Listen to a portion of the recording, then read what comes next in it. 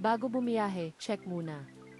Ayon sa PAGASA, at 3 oras deck today, the center of severe tropical storm T. Francisco, Mekhala, was estimated based on all available data at 1,325 kilometro east of southeastern Luzon. 14.8 degree D, 134.0 degree E.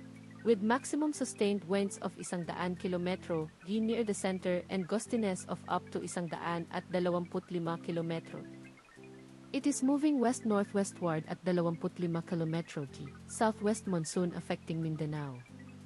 Kung umuulan sa lugar ninyo, iwasan ang bahaing kalsada. I-charge ang phone. Sabihin sa pamilya ang ruta mo.